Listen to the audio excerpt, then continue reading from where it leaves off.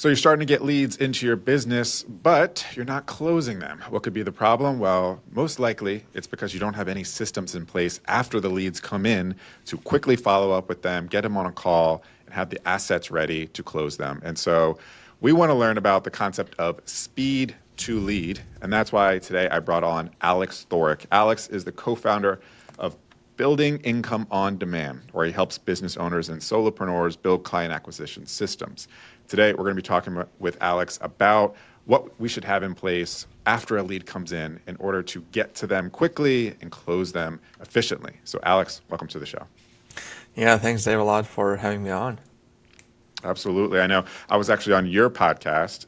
We had a really great conversation. So you can only assume today is going to be no different. So let's get into it. So give us a quick overview, Building Income on Demand. Give us a quick overview of kind of who you are and what Building Income on Demand is and what it provides its clients. Sure. So, Building Income on Demand is a marketing consultancy where we pretty much take our clients by the hand and we guide them through every step of the way. There are so many different things. Like if we take the word marketing, there are so many different things that you can think of, right? It could be automations, it could be ads, it could be branding, it could be email marketing, content, and all of these different things. So in our case, we like to focus specifically on systems that create that we basically build the client acquisition systems, as you mentioned. And of course, like in your case, building that brand plays a huge role in within the marketing itself, and the systems, the client acquisition systems. That's what pretty much works on the back end and converts those leads, those interested people, into paying customers. So the goal of this consultancy, the way we came up with it is we were in the marketing space. We were running an agency for the last 5-6 years. And every single time when we would start working with a client, we would see pretty much the same thing over and over and over again. So a friend of mine, Daniel, and I, we sat together, we looked at all the steps that we usually go through with our clients. And we realized there are usually like 9 steps that they go through. And most of the times they either have some of the steps in the business or we just need to implement all of them from ground zero pretty much. So that's why we decided to put together a company, a consultancy, where we help them implement those systems. So now they can run them on their own. And they can hire someone else if they want to. Like we're totally fine with that. But our goal is to help them build up all the systems and teach them how to run those systems, how to look at the numbers, what numbers to look at. Because even if somebody else comes, let's say it's another agency, it's a freelancer, it's someone in-house who they hire, at least that way they will know what numbers to look at and what KPIs they should track. Because a lot of times they don't necessarily have systems in place. Like the simplest thing that I could give example is like one of the questions that we would ask is, what type of a CRM do you use? And a lot of times we hear, well, I use Google Sheets or Excel spreadsheets, which is fine. But sometimes they would also tell us, what's a CRM? And those are the people that have been in the business for at least 5 years. Sometimes it was like even 10 years. And it's a profitable business. It's running, like they get clients. And we were surprised. So now imagine if you start implementing, like even having a simple CRM with a pipeline and just a super simple automation. When a lead comes in, an email sequence is super simple. Let's say a 5-day email sequence goes out that nurtures those people and introduces them to you and to your business. Love it. We're all about client acquisition here on Personal Brand Blueprint podcast. So I want to learn more about that. And I think what you mentioned too is really interesting about how growing your personal brand supports the sales process and supports like the lead generation process. So I want to touch on that as well. But let's kind of step back a little bit. I want to start kind of more with your origin story. How did you get into funnels, advertising, client acquisition? What's kind of day one look like for you? Sure. So when so my business partner Daniel and I, we were part of the same network marketing company. He was actually my upline. And you know how network marketing companies work. You can either sell the services or products, and you can also recruit people to build your downline, and then that way you pretty much build the residual income for yourself. So I was doing these presentations. I wanted to build up my team. And at some point I got fed up like kind of running after people and trying to show the business opportunity. So I started like looking for it, starting searching for it online. At the same time, I was going to college. I was doing business administration and marketing. And I found out about this funnels. So I was like, what's a funnel? So I started digging in. And then I started buying courses left and right on, again, funnels, email marketing, content, ads, all that stuff. What were some of the resources and people that you were looking to at this time for resources on that? So at that time, it was Digital Marketer, so Ryan Dice from Digital Marketer, Billie Jean. Those were the two main ones, I would say. Not even like a lot of people know Ty Lopez, not even, not at that time. But I would say those were the two main people that I was getting the information from, because in their case, they were running real legit companies and they made money. They had systems working for them. So I was like, sweet. So I've implemented that, started doing a webinar. People started registering, which was insane to me, because usually like you would need to run for people, like try to bring them on a call or something. And this way you kind of pull people to you. And at the same time, as I said, it was my third semester. We had marketing 101. And we had this case study where we were supposed to promote a company. We got $2 million of budget, virtual, not real money. And our target audience were millennials. So I was like, sweet, I'm going to create a full-on, I basically mentioned everything that's related to marketing, but from the online world. Because back then I knew that, let's say like the company, the network marketing company that we worked with, we were selling telecommunication services such as cell phone, internet, home phone, like everything that's related to that. And I knew that, let's say, a billboard outside a company would easily pay $10,000 a month. Let's say our competition. And that's how this company was able to pay us. So they don't necessarily advertise their services or products, and we were the ones who advertised. That's how we got paid, pretty much. That's how the structure works. So knowing that in my head, I'm like, $10,000 on a billboard outside. People, yes, they see it. It is a brand, yes, but at the same time, learning the information from, let's say, Ryan Dice and Billie Jean, and if you put $10,000 into Facebook ads, and that was in 2018, 2019. Which was a gold rush at that time. It was insane to me. So I mentioned everything that's related to online marketing, to the digital marketing in general, I would say. I talked about creating different accounts in different platforms, running ads, creating an app specifically for that company. And I got 60 or 65%, which was a passing grade. And I was like, what's wrong with it? I was like, I mentioned everything that I learned, but I didn't mention anything that I learned in the class. And I came out to the teacher. I was like, what's wrong with the paper? She was like, well, it didn't really mention anything about traditional media. I was like, yeah, but you can't track anything there. And she was like, right? yeah. She's like, yeah, I get your point, but it's still important to be out there and like create the brand awareness. I'm like, but you can still create brand awareness online too. I mean, it's like it on Facebook. It's literally called brand awareness when you run a campaign.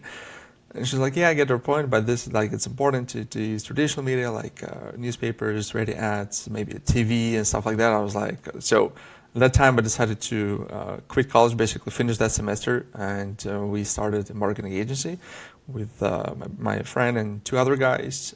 So we started there. So to pause, this was like a catalyst for you where you were Yeah. like, all right, why am I paying money to an institution that's teaching me antiquated ways of Yeah. marketing while I'm learning the new and improved and better way of online digital marketing? Why spend money when I can go make money essentially? And you just kind of quit and Yeah. did your own thing. Yeah, that's That's exactly cool. it. Yeah. Yeah. And the funniest thing was, because at that time, I looked at the curriculum, I wanted to see what is it that we're going to do after that. So, because the program's 3 years. And only, I was like last, so the third year, second semester of the third year, so sixth semester, we would talk about sales. And I asked people who were in the third year, like, what do you guys learn? They're like, well, yes, it is sales, but it's more like customer service. I was like, okay, I'm out. And the funny thing is, about 5 or 6 months ago, I got in touch with one of the guys that we were going to through the same program. He finished that program. He went to university. He finished. He decided to pursue it in accounting more. He finished university, and now he was studying to get a real estate license. So he didn't implement anything from what he learned. So basically, the last 5 years were pretty much gone. I don't want to say like he did it for nothing, because you still use that information throughout your life. Especially in real estate too, if he's Yeah. going to be Oh, yes. realtor or whatever. But yeah. Yeah. With the numbers, yeah. But even within the real estate, like I asked him, like, what do you guys learn at the school within the course?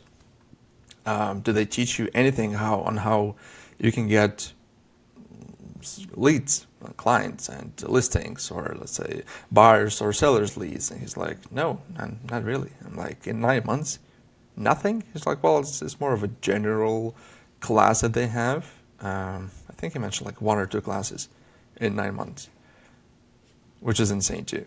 It's fun. And real quick, I relate to this story so much because I went through a similar process. I didn't drop out of school, but I also had a marketing 101 class that got me hooked into marketing.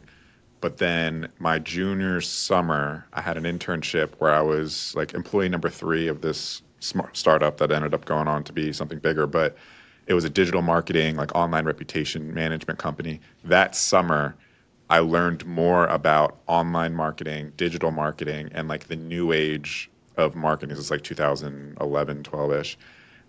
Than I did for my 4 years that I was in college, taking traditional 101 marketing, like product, price, promotion type classes. And I don't regret it, but I too felt the same frustration that, the typical university institution, by the time you get there, is like outdated, and you can learn so much just by going on like YouTube University or some of these guys who have courses and such. So I had a very similar path. Wow, that is interesting. And I guess a lot of us did at this point. Yeah, yeah. So you dropped out. You said you got a couple buddies together, and you started a business at that point.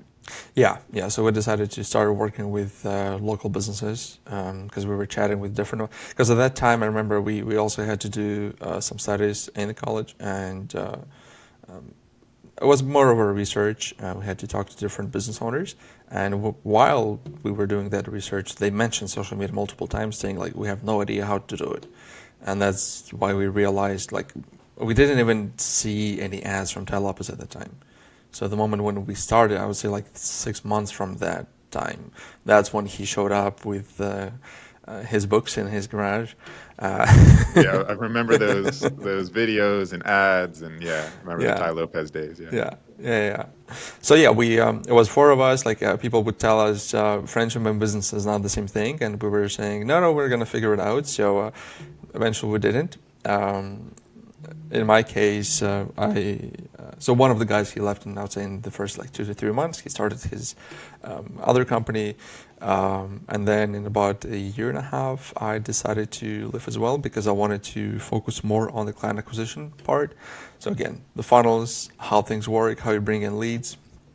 Why was that?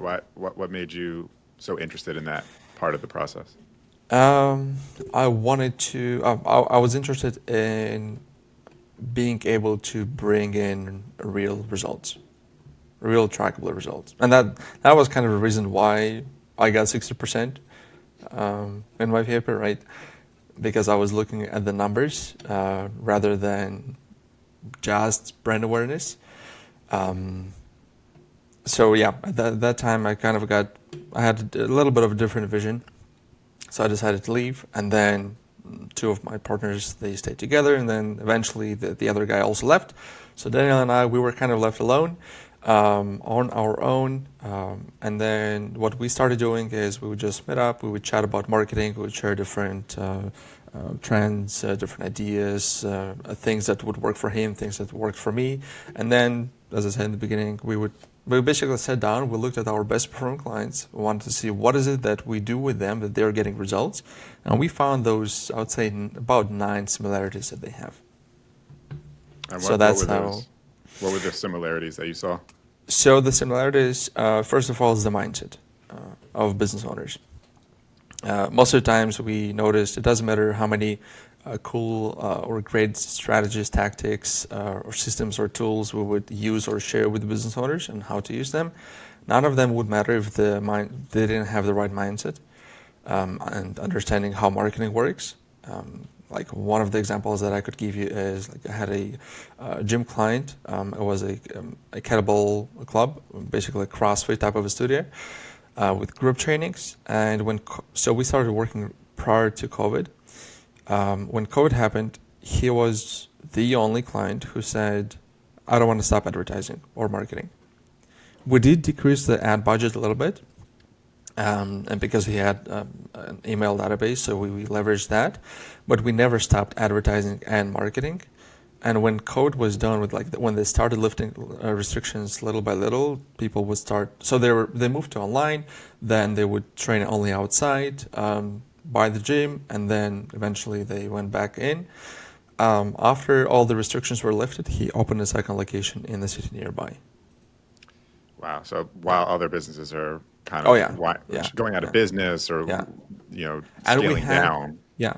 And at that time, I did have another client who was pretty much in the same area, in the close area. Also a gym owner. Those guys shut down So compared to this what one. would you take as kind of the moral of that story? What would you kind of tell our audience when it comes to what the lessons learned were for that? When everyone is backing up or trying to back down, make sure that you push through, because at the end of the day, you are going to get most of the market.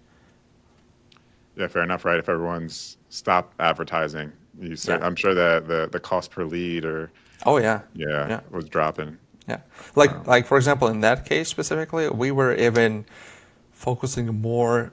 We were doing a mix of content and ads, so like to call it hybrid marketing. So speaking of branding, we wanted to make sure that people get to know the business, and we show up in front of them over and over and over and over again. I don't know if you've heard of the Google of the study that Google did. They called it 7-11-4. If we spoke about it last time. Yeah, walk us through it anyway. Yeah, sure. So Google wanted to see how much time does it take a person these days to become from not knowing anything about the company to becoming a client, whether it's offline or online. So these days, the person needs to consume 7 hours of content, have 11 touch points across 4 different channels.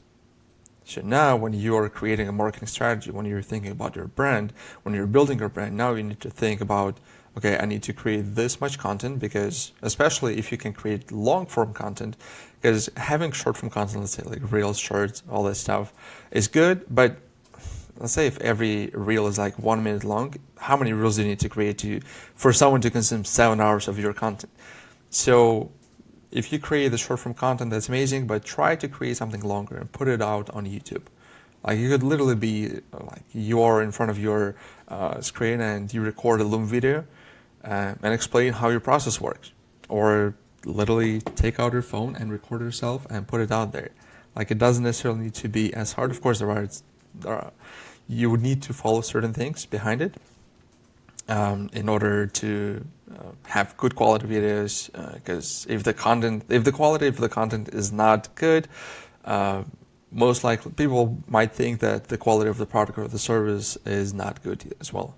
Yeah, and I actually just had a conversation with a client the other day about this, in terms of they were kind of worried about like their backdrop for their video, and they equated that as like the quality of their video. And I think there's 2 different qualities that we could talk about. One is like production quality. The other is the value that you're delivering in the video. And if you don't have the best setup for your videos, it's excused as long as the value that you're bringing in the video is quality, because no one really cares what your backdrop looks like if you're delivering gems and, valuable pieces of information. So yeah, I think when we talk about quality, we're talking about the value that you're delivering to the Yeah, client or yeah, the listener. 100%. And especially these days, it feels like people trust more. People would trust you more if you have a simpler video filmed on a phone than you would have if you would have like a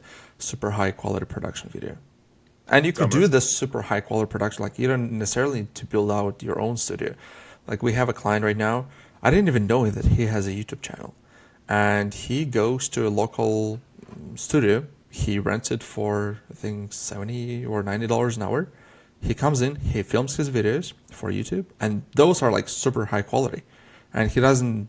I think he films like four videos in one shot, and they have cameras all over the place. They have the mic. They have everything that you would need, and that would literally cost you what, like $350, $400 a month. yeah, these kind of like studio rentals are Yep. now starting to pop up a lot. So let's jump in. So now you're providing services to clients, helping them acquire clients, and there's kind of two other. The client acquisition process is more complex than just two phases. But for the simplicity's sake of our conversation, let's say there's two pillars here, two phases. One is to actually, what you have to do to actually acquire the lead. And then there's the back end to that. When the lead comes in, the process of actually closing that lead, getting in communication with them, follow-ups and all that kind of stuff. Today, we want to talk more about what happens when a lead comes in and what we need to have in place to ensure we're able to close them quickly, efficiently, et cetera. So let's start with what are some of the common mistakes people and your clients, you see with your clients about once that lead comes in, what they don't have set up, or the question mark there that's leading to people not being able to close these leads? So the main mistake that they usually have is they simply don't have an automation system that introduces people. Even though, let's say, if they see your ad, they might see your content. But let's talk about the ad. So, because most of the times that's the customer journey that happens. And then from the ad, they might go and they might Google you. They will see some kind of content, could be on YouTube, on other platforms. But let's say they see the ad, they fill out the form. Now they're in your database. It's important for you to have, as I mentioned earlier, some kind of a sequence of emails that introduces them to your company or to you personally. Let's say if you are the face of the company, and if you're not, and if you have a big team, you definitely should be the face of the company because you're the owner. So that way people can connect with you on a personal level. And the goal behind it is to build that know, like, and trust factor throughout those emails. And then in the beginning, of course, you also want to provide value within the emails. You don't necessarily want to maybe sell them on booking a call with you right away. I would say in the email 1, 2, and 3, try to provide as much value as possible, show testimonials of your past clients. And then in email 4 and 5, that's when you can start moving them towards booking a call with you. Also, when somebody's filling out the form, it would be great for you to have an automation where a text message goes to you. So let's say maybe if somebody wants to, I don't know, they downloaded something, some kind of a resource, and text automation can go to them as well, saying, hey, thank you for your interest. Here's a link for you to download it, for example. And the same message would go through email, right? But then at the same time, a text message would go to you or to whoever is doing sales or business development in your company, saying, hey, John, you have a new lead in the system. You have a new lead in the CRM. Make sure that you follow up with them as soon as possible. So there are studies, I think it was done by Harvard Business Review. They wanted to see how much time it takes, how fast you would need to follow up with a person in order to have higher closing rate. So if you can follow up with the person within the first 5 to 15, I believe it's up to 15 minutes, you can Google it. But if you can do it within the first 15 minutes, you'll have a 30% higher closing rate. And the reason to that is because it's called speed to lead. The reason to that is because we live in a busy world today, and attention is today's currency. And if somebody's filling out the form here, most likely they fill out the form at another place as well. Or if they did fill out the form with you, they have other things going on in their life. It could be they forgot that they fill out the form. Like if you call them in 2-3 days in a week, you could hear something like, I didn't fill out any form. And it happened quite a lot with our clients. But sometimes also keep in mind, let's say if it's a resource that you give away, and it takes person to, to read that resource. It takes them at least an hour to go through that resource. Maybe it's some kind of a video. It doesn't necessarily make sense to call them within 5 minutes, because let's say if they downloaded that and they're watching it right now, or they're reading it right now, they're consuming it, you don't necessarily want to stop them from consuming that content. So you could test it based on what Harvard Business Review says. It's within the first 5 to 15 minutes, which kind of makes sense. But at the same time, let's say put yourself in their shoes. If you download something and you're reading and you get a call right away of somebody like trying to sell you something, it doesn't feel good. At least that's like, I wouldn't want someone to call me right away necessarily. But I get the idea behind it. So it's kind of a balance between. It depends on the product or the asset that you're sharing with people. Yeah, I want to kind of dive into that because, if you're downloading like a lead magnet that's maybe a checklist or something, and maybe it required you to add your phone number, and then within 5-10 minutes, you're getting a call from a sales rep or the coach, consultant, agency owner, being like, hey, saw you downloaded my lead magnet. Do you want to buy my thing? Whatever. Feels very, like, I'd be very put off by that. But, if it was something like, hey, get a free quote, and I put my information in, and then someone calls me within 15 minutes, I'd respect that more because I'm actually asking you to deliver that. So how should we be thinking about what type of initial communication we should have with the lead, whether it be email, phone call, text, what have you, or whatever the medium is? How should we be thinking about what that communication should be, and then like what that initial reach out should be, from like a soft to hard reach out? Well, I'd say like in case with any form, any lead magnet, whether it could be like even a free quote, you should definitely make sure that you have an email automation. In terms of the phone, the sales of a call, as I mentioned, like you would be put off if somebody calls you within the first 5-10 minutes and they try to sell you right away. What you could do, you could just position it differently. You could literally call them and ask them, we just wanted to make sure that you got the resource that you requested, that you have it in your email, or however you deliver that, right? Maybe it's on the next page. And then from that, most likely, that the resource that you share with people, they will have, when they will read that, when they will consume it, they will have another problem that's going to come up. And most likely, what the problem is going to be. So you can ask them on the phone, like, you could pretty much do the discovery call, but without necessarily selling anything. So you could ask them, like, what is it? Is there anything else that you need help with in that specific area, so that I can send you more resources? Like, we're here to build that goodwill with the audience, not necessarily sell them right away. Sure. So you talked about a few different automations there: email, phone, a text that maybe they receive, text that we receive. What are some of the tools we should be thinking about? I mean, you even mentioned, some personal brands don't even have a CRM in place. So from the technical side of things, what types of tools do you recommend to, one, make sure we're capturing the lead efficiently and correctly? And then what do we use? Where do we send that lead, and how do we trigger these automations for immediate reach out? So in our case, we're using High Level, and that's what our clients are using. You could hear, you maybe have heard of it as Go High Level, JHL, High Level. People call it differently. Prior to High Level, we started using it about 5 years. No, exactly 5 years ago. It's 2025. Crazy. So prior to that, we would have at least 5 different softwares. So it would have been ClickFunnels, MailChimp, ClickFunnels for funnels, MailChimp or ActiveCampaign for email marketing, Calendly, We still have it because the calendar was set up with certain automations. It's not like we removed that, we shut everything down. But it would be Calendly. Then what else is there? And a CRM. It could be HubSpot, Close.io. There are lots of different ones. Pipedrive, and then Zapier would connect all of those. So it's exactly 5 different softwares. And when you start adding all those up,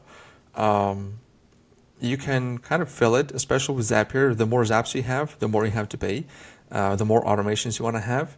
So then when High Level came out, they pretty much removed all of those pain points, I would say, and they brought all these tools into one platform, which makes things way easier. And now they have also the membership area and virtual phone number. Oh yeah, speaking of the virtual phone number, we use Twilio. So they have all this, they took the most important tools that every online business is using, and even like let's say online business or a local business, because initially it was created for marketing agencies who work with local businesses, but now they kind of went to that next level. And within it, we pretty much do everything. We build our funnels, we build our automations, all the triggers, as you mentioned. So instead of doing it with Zapier, we do it within High Level. Of course, there might be certain things that High Level doesn't necessarily have, like if you want, say, your Slack to communicate with your calendar, and in that case, yes, it would be a separate automation. In that case, you might need to have Zapier. But for the main part, honestly, you don't need to have that many tools. Like High Level can literally do it all, and we've been using it for 5 years, and we're not even thinking about switching. Yeah, I've never used High Level. I know many people use it and praise it. It's like there's 2 camps. I think it's, do you want everything in one place and not have to bounce between different subscriptions and accounts? But maybe the customization and feature set of each of those features or tools aren't as robust as if you were to go to like those individual, like a Calendly and HubSpot CRM and Twilio and all that. Like those are more robust for what the individual feature is. So yeah, it's like trade-offs basically, But interesting take on it. But I would say like you definitely use those ones if you're at a high level, you have a bigger team, like in case with HubSpot or Salesforce. Like I remember we had a client, it was him, the other and one other sales guy, and they almost closed the contract. Well, Salesforce almost got him in a contract, and we showed High Level. I'm like, do you really need Salesforce for that? Because I showed like everything that you guys can do. I mean, for us, it doesn't really make any difference. Like whether you're going to use Salesforce or High Level or whatever you want to use, like all those softwares, they pretty much do the same work, more or less. It really depends on the size of the team, I would say. But I've seen some people having like 5 sales guys and they use High Level, which was insane to me because, as I said, like in case with High Level, they don't necessarily have the same capabilities as other platforms, especially if we talk about sales. But somehow they're making it happen. Yeah, I see they're innovating a lot over there too, adding new features and such. So, all right, so we have these automations in place and we're getting a hold of them. What is typically the response that we should see from those initial outreach, and how do we help kind of convert that into our ideal next step, whether it's a phone call or what have you? So we're initially reaching out with those automations. How do we kind of continue to nurture that into the sale? So with the nurturing part, whenever, let's say, somebody joins your list, they will start receiving a sequence of emails, let's say those 5 emails that I was talking about. We like, it's called the Opera sequence. Maybe you've heard of it before. And the idea behind it is that they're waiting for the next email to come out, because at the end of the first email, you tell them, hey, tomorrow's going to be, you're going to get another email with this topic. And then by the end of the 4th and 5th email, you're pretty much telling them the offer itself. And in the world of service businesses, most of the times it's booking a call, booking an appointment, a meeting. to whatever the service that you have. Then after that, after the 5-day email sequence, you can add those people into your, let's say, weekly newsletter. So that way you can always stay in front of them and make sure that you keep having those multiple touch points. You could also use text messages, so SMS marketing. But with text messages, if you want to do an automation, be careful with that, because people can, let's say if somebody doesn't really log into their email as often, people have their phones with them all the time. And if they get if they're getting way too many text messages, they'll simply unsubscribe and you will lose their trust with the person. You could send out a text message, I would say we've done it every week and a half, every 2 weeks, more or less. Because we don't necessarily want to bombard people with that. Because when we try to send them like even once a week, which is not that much, you might think. Like some people think once a week. Some people think that when we start working with them, they say 1 email a week is too much. I don't want people to get too many emails from him. Like, you haven't seen Grant Cardone. That's like a whole other level. Yeah. I think 10x rule. Yeah, they send like 2 or 3 emails a day, I think. Yeah. But yeah, having using multiple touch points through emails, through text messages, as well as phone calls. Well, let's talk about that in terms of people being concerned about these automations and reaching out and the quantity of that. I think this kind of goes back to what we were talking about in terms of ensuring that if you are going to produce a piece of content, and that could be a YouTube video, or it could be a text message or a newsletter, it's all content, that it's unregrettable, essentially, that the person who received it got some sort of value out of it or didn't mind receiving it, because otherwise it's more spammy than it is, an enjoyment that they had subscribed to it.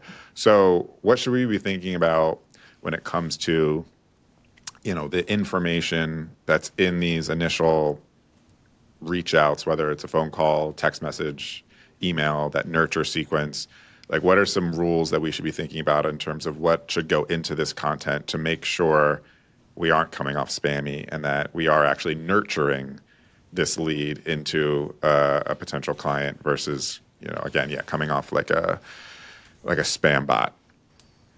Yeah, so let's talk about the emails. So within those emails, what you could do, as I mentioned, like if you are creating content, you could literally send people to a post on LinkedIn. Like, you don't even necessarily need to have a YouTube video, but if you have a post on Instagram or a post on LinkedIn about one of the objections that most of your clients might have, and in that post, maybe you have like a short video, or it's just a written post, you're breaking down that objection.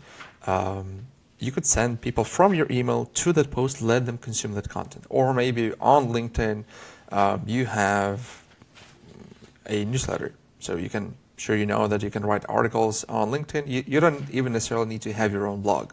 You could have it on LinkedIn or on medium.com. And you could send people to that blog, let them consume that content.